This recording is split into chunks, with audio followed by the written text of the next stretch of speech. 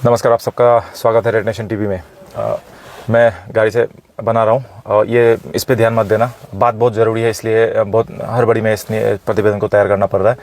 तो आप सबको एक बहुत बड़ी खबर अब सुनाई दे रहा होगा, धीरे धीरे से सुनाई देने लगा, या फिर नहीं देगा तो इस प्रतिवेदन के बाद आपको पता चल जाएगा। जुबिन गर्ग मर्डर केस, इस केस ने पूरे असम को हिला कर रख दिया है, सरकार को और जो पब्लिक है उनको डिवाइड कर दिया है। सरकार के लिए बहुत बड़ा सरदर्द बन चुका है अब जुबिन गर्ग का केस। सीआईडी के लिए भी एक सरदर्द बन चुका है, पुलिस प्रशासन के लिए भी बन चुका है, पब्लिक के लिए एक अलग सा एक मुद्दा बन चुका है। लोग चाहते हैं कि जुबिन गर्ग को इंसाफ मिलना ही चाहिए, और अगर सरकार के ऊपर ये चैलेंज फेंक दिया गया है पब्लिक की तरफ से कि अगर आप लोग इंसाफ नहीं करते हो तो सरकार के लिए इंसाफ कर देंगे 2026 के इलेक्शन में। अब ये बहुत बड़ी बात है सरकार के लिए, ये बहुत बड़ा एक चैलेंज बन चुका है कि इस केस को किसी तरह से सॉल्व किया जाए। इसके लिए जितने भी अपराधियों को अब तक पकड़ा गया है उन सभी को आसाम के, क्योंकि उनका कस्टडी का जो टाइम था वो ख़त्म होने लगा है, तो अब तो जेल में रखना पड़ेगा। तो अब जो जेल में रखेंगे, कहाँ रखेंगे उनको, यही प्रॉब्लम का फेस कर रहे थे सीआईडी भी, पुलिस भी। तो अब जुबिन गर्ग के कुछ को अब डिमा हसाओ लेकर आए, या फिर ऑन द वे कहा गया है कि वो उनको लेकर आया जाएगा डिमा हसाओ के अंदर, और डिमा हसाओ के सब जेल में उनको रखा जाएगा। पूरा चेकिंग करो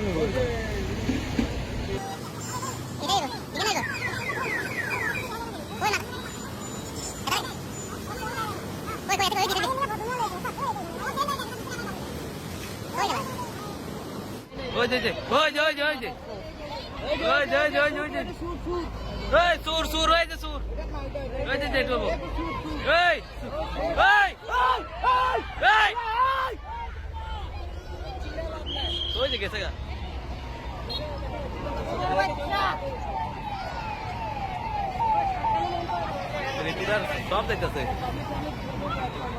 त्याला कोट्या गाडी द्यायचं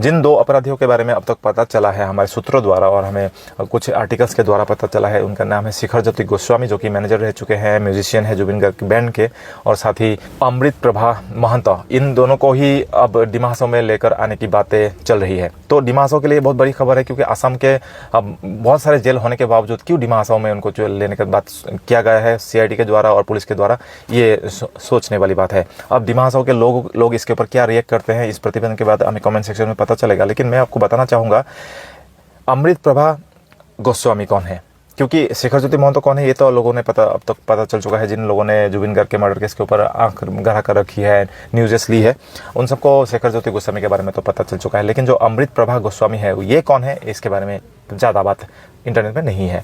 तो मैं आपको बताना चाहूँगा, ये जो लेडी है अमृत प्रभा महंत, ये जुबिन गर्ग की को सिंगर थी और पीए की तरह थी। शिखर ज्योति गोस्वामी मेल पीए थे, ये भी मेल पीए थी। लगभग दोनों का काम ड्यूटी था जुबिन गर्ग को देखने का, जुबिन गर्ग को संभालने का। तो जुबिन गर्ग दा के जो मेडिसिन्स है वो मेडिसिन लेते थे, बहुत सारी बीमारियां हैं उनको पहले से भी थे, तो जो मेडिसिन लेते थे उसको देने की जिम्मेदारी इन दोनों की थी, यानी शिखर ज्योति गोस्वामी और हेमा प्रभा महंत के ऊपर थी। और लास्ट नाइट जुबिन गर्ग के देहांत, जिस दिन ये हादसा हुआ उससे पहले रात को कहा जा रहा है कि अमृत प्रभा महंत ने ही उनको दवाइयाँ दी थी।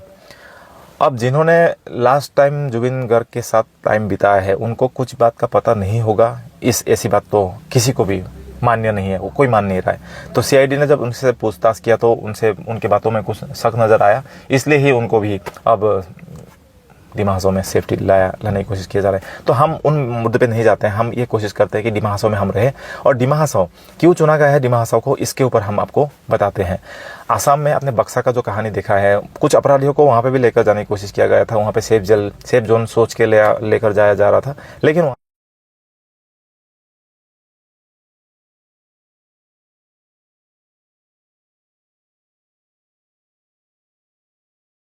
वहाँ पे लोगों ने पुलिस के ऊपर, प्रशासन के ऊपर पत्थरबाजी कर दी, लोगों ने अटैक कर दिया पुलिस के ऊपर, प्रशासन के ऊपर, जेल तोड़ देने की कोशिश किया है और बिल्डिंग्स तोड़ देने की कोशिश किया है, पुलिस द्वारा लोगों पे गोलीबारी तक कर दिया गया है। तो ये जो भयानक परिवेश का हुआ है ऑटोनमस काउंसिल में यानी बोडोलैंड में, और उसके बाद आप तो ये इजीली समझ सकते हो कि अलग प्रांत में जुबिन का क्या हाल करेंगे लोग, क्योंकि जुबिन गार्ग एक सिर्फ एक सिंगर नहीं थे, वो एक बहुत बड़ा इमोशंस थे असम के लिए, और जिनके लिए लोगों में बहुत ज़्यादा इमोशंस थे। असम के हर कोने में जुबिन फैंस है, और इनफैक्ट जेलों में भी है, और जेलों में अगर किसी भी एरे गहरे जेलों में उनको रखा गया इन अपराधियों को, तो पक्का है कि वो जो जेल में रहने वाले जो लोग हैं वही उनको मार ना दे, उनका ही मर्डर ना कर दे। इसलिए उनका सेफ्टी के लिए सोचने की वजह से अब सही एक जगह ढूंढा जा रहा था असम के कोने में, क्योंकि आउट ऑफ स्टेट लेके जाना थोड़ा टेक्निकली मुश्किल है, लेकिन असम के अंदर रखना है, विद इन असम रखना है, तो असम में एक सेफ जेल ढूंढना बहुत मुश्किल था प्रशासन के लिए, सीआईडी के लिए, पुलिस के लिए और